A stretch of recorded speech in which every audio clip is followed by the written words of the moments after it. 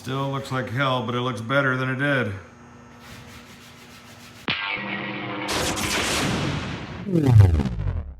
All right, we got Hippie over here working his ass off, scrubbing the car down, trying to get it cleaned. This thing is absolutely filthy. My punishment for bad camera work. It's his punishment for bad camera work. There it goes. We need to get these. You know, I see these videos all the time of these dudes doing the interior restorations, and they get millions of views. We're just straight up scrubbing this thing. We're using some Chemical Guys leather detail cleaner and their brush. It's a non-paid endorsement, but I like their products. But if you have a product that works on this even better, let me know. Send me some and I'll use it. So we're trying to get this interior looking, at least where you can touch it without getting crud on you. I think it's going to clean up well. I mean, it's already cleaned up quite a bit. Now, obviously, the paint work on this car is just trash. I mean, I think this is maybe lacquer or what. Maybe it's just the amount of filler that's on this, but they're very cracked. You can see there's been some spray paint or something on here. But it's just, all this has to come off. This has to be just sanded down. And, you know, it's been a couple of colors. It was beige at one point. The whole car was beige. And then painted black, which is a popular color, not in Vegas though. I was explaining that from my understanding how this works, see, this is a Mulliner Park Ward custom coach. So basically, let me see, division of Rolls Royce. So basically they would take a Silver Shadow, I believe, or whatever the car was at the time. I believe a Shadow, it's the same as my Shadow, I believe. And then they would custom make it into this two-door convertible. And this car was the equivalent of about a house back in the day. So I'm trying to make some decisions, as I talked about in my last video. Should I wrap the car or paint the car? The reason I considered wrapping it is this reason, is that if I wrap it for a couple $1,000, I can wrap the car a decent color. We just get all the smooth and primered down, wrap the car, and then for a couple years I enjoy it with the color that I want, which is red, this color red. And then, if and when I sell it, the new owner can put the proper paint job on it that it deserves. If I go put a cheaper paint job on it, a $5,000 to $10,000 paint job, which is not going to be what the car deserves. The car deserves a full restoration, which means everything has to just be taken apart. Everything has to be taken off, stripped down, properly prepped, and then painted. Probably about a $20,000 paint job if done correctly. And I don't want to put that kind of money into the car. But what needs to happen is all the bright work needs to be removed and polished. You know, on polished wheels, this is stainless steel, I imagine. So this all has to be polished and done and all corrected. But we could go through and just we could tape this stuff off without taking it off. We could sand everything down. Use a body filler to smooth out, you know, any transitions. Wet sand the thing and get it smooth, and then I could wrap the car, and then that would last a good, you know, like 5 years or maybe longer and look decent, and it would be a usable car that I could drive around in. Doesn't need to have air conditioning and heat, doesn't need to have the windows and top working. It just needs to be this, because you would use it this way anyway. If I wanted to use a hardtop, I would take out my Phantom or my Silver Shadow. So I don't need the top. You only need the top of the windows if you want to lock it up. But I wouldn't take it anywhere that you needed to lock it up. Does that make sense? We could use it for special events or weddings or music videos, but mostly I would just take it out for like ice cream or something, you know, an afternoon cruise or something. In Las Vegas, when the sun is out in the summertime, you can't have a convertible. It would burn you to a crisp. So you can only use it at night or on the spring and autumn months, honestly. This interior, I'm not thrilled with. I don't like this beige and black combo. However, if I wanted to have it recovered, I think I could probably get it done for maybe 15 grand or so. I'm not sure. My ideal spec would be the red Corniche with the white interior. You've seen that in a lot of movies. As I mentioned, it was in that Rat music video, the band Rat, Stephen Piercy. I think it was called You Think You're Tough Enough or whatever. I think that was the video. But it's gonna need a lot. Now the thing is, it runs great. It fires up and runs great. It's just got some massive leaks. So I'm trying to decide whether or not I really want to keep the car or if I just want to flip the car. I think as it sits, just cleaning it, I think I could probably get $25,000 or $30,000 for a running, driving Corniche. It needs, like, you know, a little bit of work here and there, but the car starts, it drives. It just leaks fluid like a sieve. Before I make any major decisions about the paint or what I'm going to do with the car, I'm going to take it over to my guys at Don's DI over on Boulder Highway. I'm going to have them go through this thing and look at it and tell me what they think is the best solution for repairing. You can see what it's leaked already.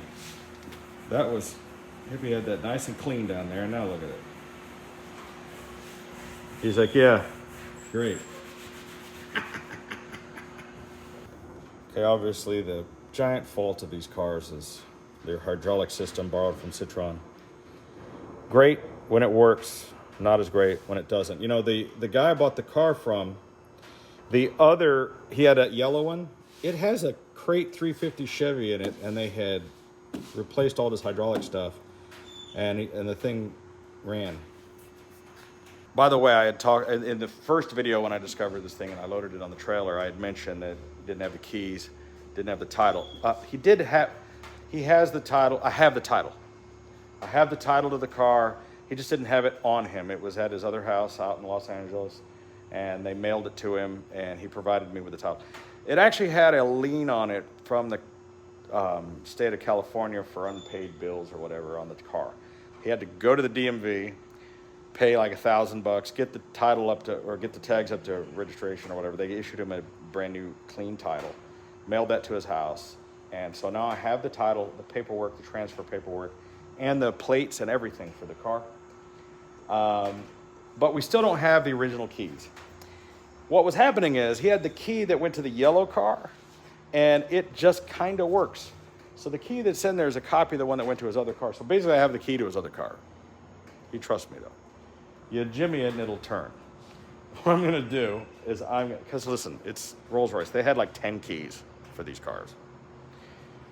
I'm gonna pull the dash out. I'm gonna pull the ignition out. I'm gonna take it to a locksmith, and I'm gonna have them make a new key for it. I had Flying Spares make a key for me.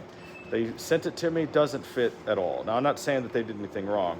I'm gonna assume that somewhere in the last 50 years, somebody probably changed the locks in the car or something. Now, yeah, people in the comments ask me, I checked the VIN plates with the title. I verified the VIN number. I verified all of that. I'm just going to assume that the locks have probably been changed because people lose these keys. I lost the keys to my 67 and had to have new keys put in. It was a pain in the ass.